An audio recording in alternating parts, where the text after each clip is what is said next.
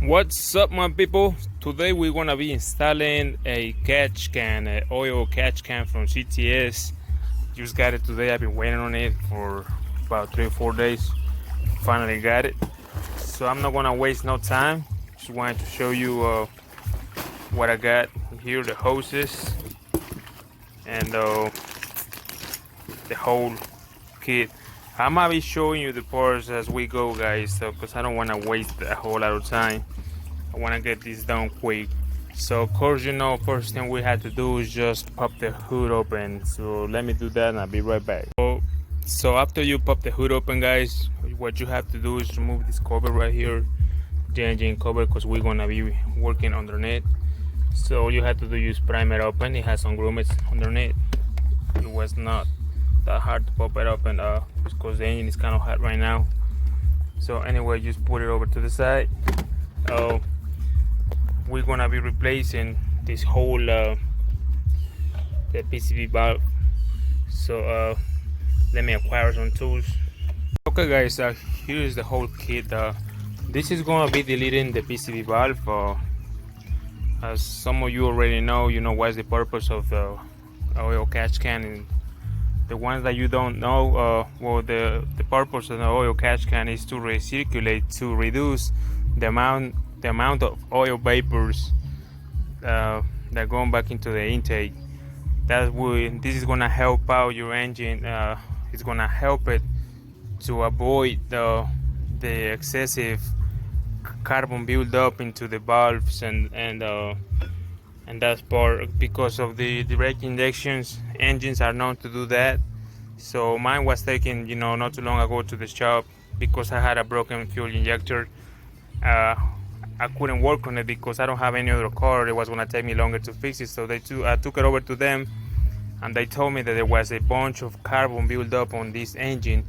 My car has 200,000 miles on it, a little bit more than that. But what they had at the shop, they decided to do a good clean up. So I decided to go ahead and buy the oil catch can. That way I can, prevent or at least help it some.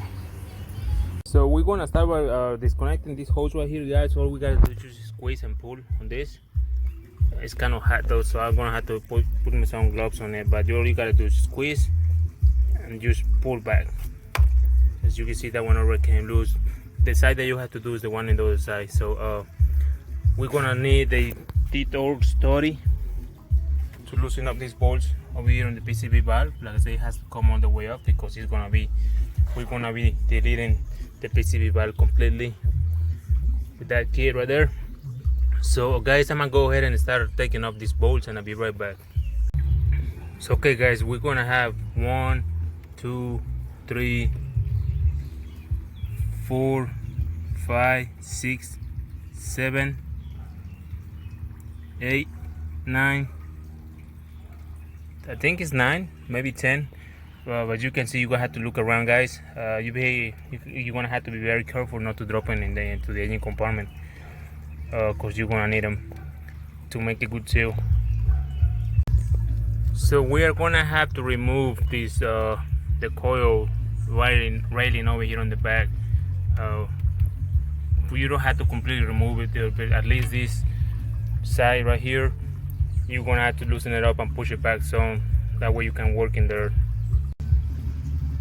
So okay, guys, so I decided just to loosen it up, the way we're gonna have to remove these 2 coils over here the side, just to be able to get to get a hold this plate to take it out of the way. And these coils right here are gonna be on the way. So I got this tool right here. This is supposed to make it easy on pulling the coils. So like I said, we had to remove these 2 coils, so I'm gonna go ahead and do that, guys, and I'll be right back.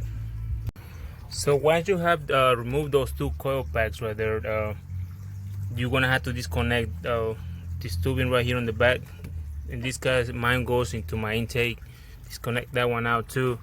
And as you can see, my PCV valve is already coming out. You guys are gonna have to be careful not to drop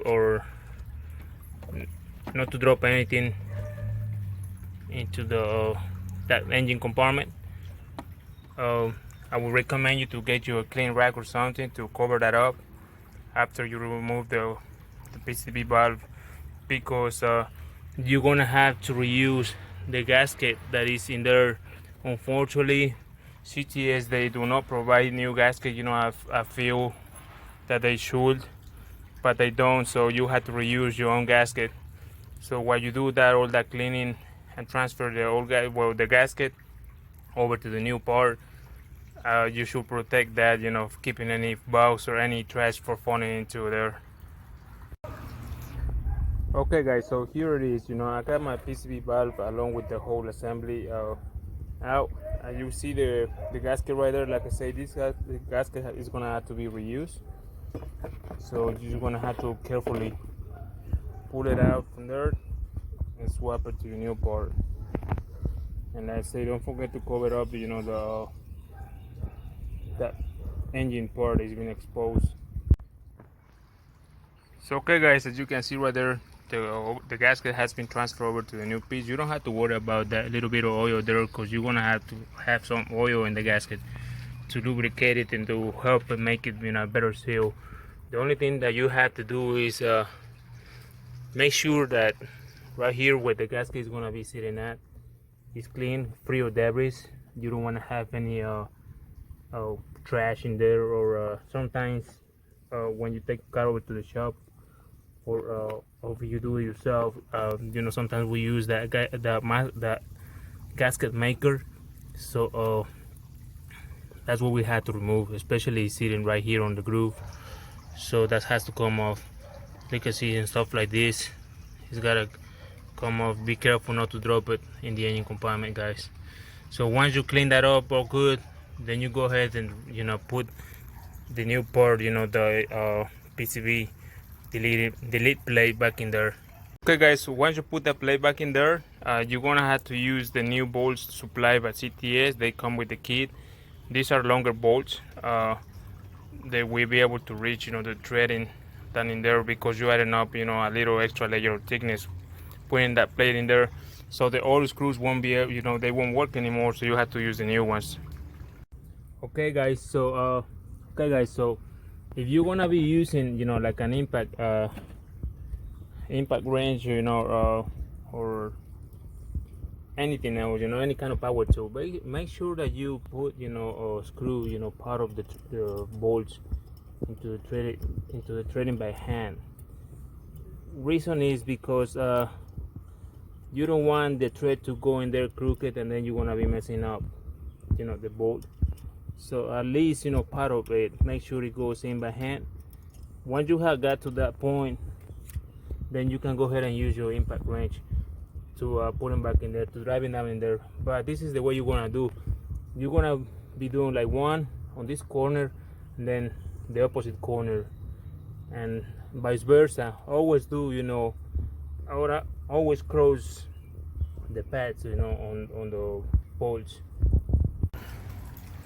So okay guys, once you have put the plate in there and tighten up your bolts, what you're gonna do is put your coils back in there and snapping in the way they were, and you're gonna be disconnecting this part over here from the old PCB valve, and this part right here is gonna go just snaps in. As you can see, already came off.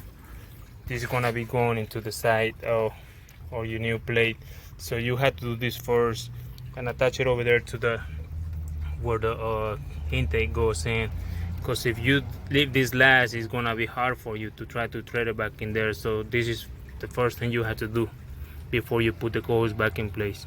So after you have put the coil packs back in place and snap the connector behind them, make sure everything is is snug and tight like it's supposed to be.